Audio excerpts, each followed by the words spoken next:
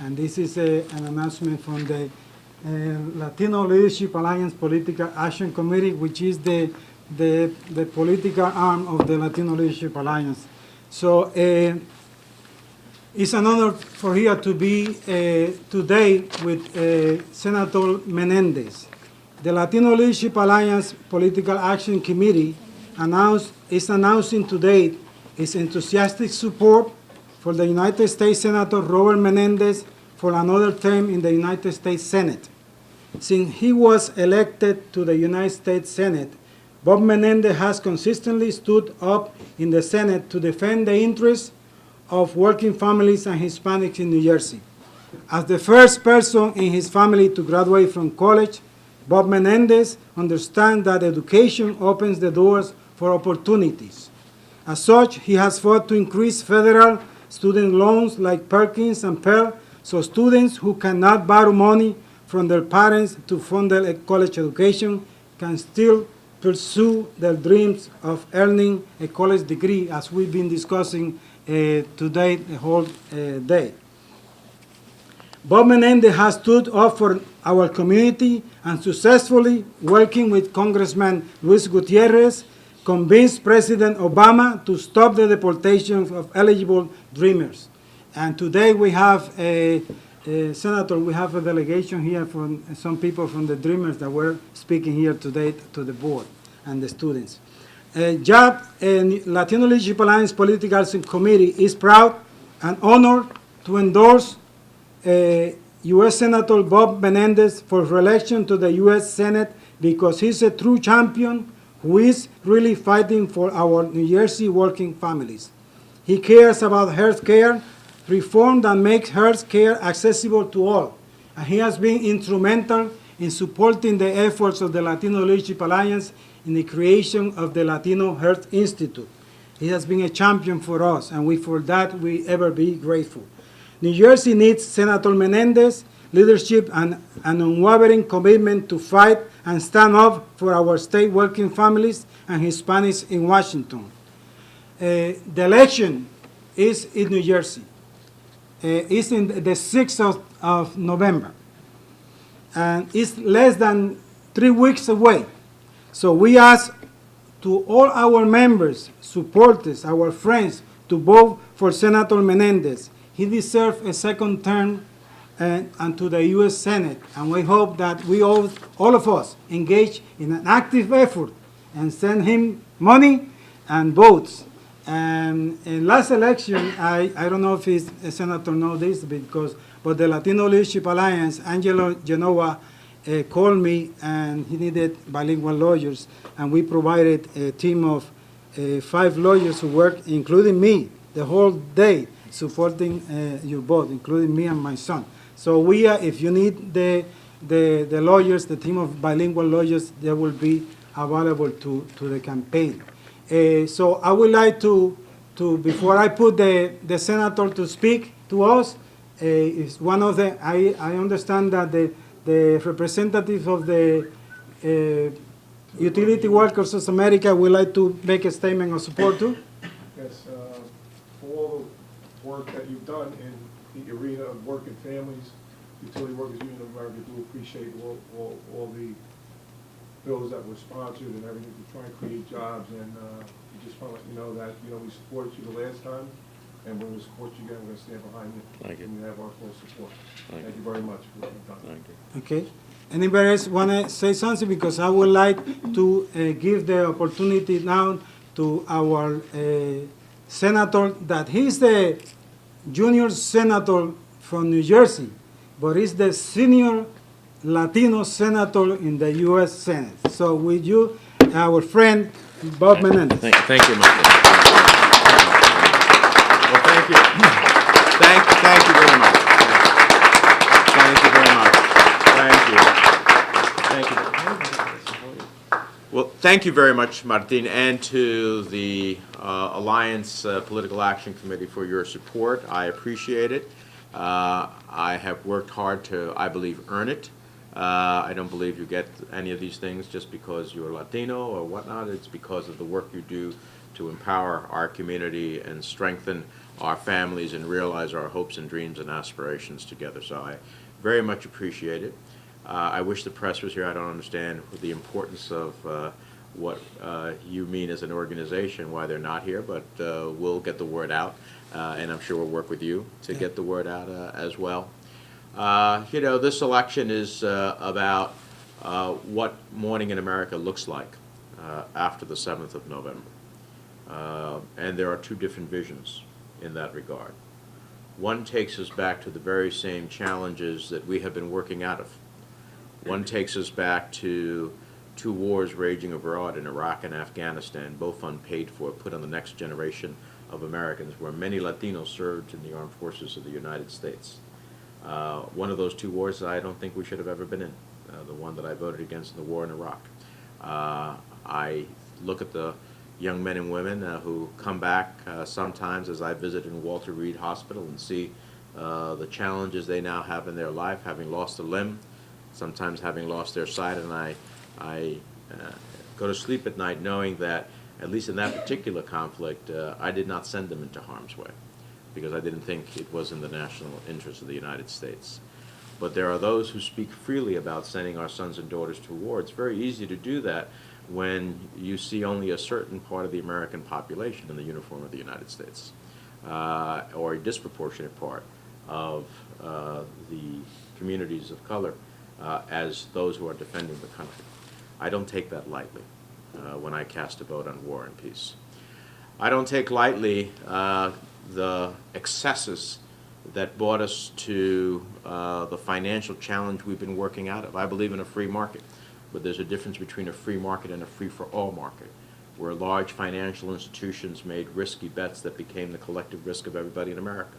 And we all had to ultimately meet that challenge so that the whole nation wouldn't go into not a great recession, but a new depression. And so Wall Street reform is incredibly important. Some people say they want to unshackle Wall Street. Well, we had an unshackled Wall Street, and we saw the consequences of it, and we've all been living through it. Some people believe that in the theory that tax cuts for the very wealthiest in our state and in our country ultimately creates greater economic opportunity and will grow jobs. Well, if that's the case, we would be showering in jobs, because for over a decade, that's exactly the policy that we've had. And yet, we do not see the growth. We see an explosion in debt, but we do not see the growth at the end of the day that some suggest. So I believe in wealth. I want everyone to achieve it. But when you already have it and the country is in such necessary times, the last thing I think we need to do is to give from our collective money that we all pay for greater amounts of money to those who already have great wealth, instead of working families, those struggling to get into the middle class, those in the middle class who have the greatest demand and need. And so I've never seen a building built from the roof down. I've seen edifices built from the bottom up. And so we believe very strongly in that. This middle class is the strength, the foundation of America, and helping them realize their hopes and dreams and aspirations is very important. I don't believe, as some suggest, that you deserve the education you can afford. Well, if that was the case, as someone who grew up poor in a tenement, the first in my family to go to college, and only able to do so as the result of Pell Grants, Perkins loans that I paid back, and working, I would have never gone to St. Peter's College, and I would have never gone to Rutgers Law School. We believe in giving every young person who has the ability and willing to work hard the opportunity to realize their God-given potential. And we have a different vision. We believe in not self-deportation, but we believe in a pathway to legalization, where you earn your right to stay in America. And we believe that young people who know no other flag than that of the United States, and whose only national anthem they sing is the Star-Spangled Banner, deserve an opportunity to realize their dreams, not in a deferred action, but in the passage of a DREAM Act that will ultimately lead them to a pathway to be able to stay in this country. So these are the fundamental differences and choices that this election is about.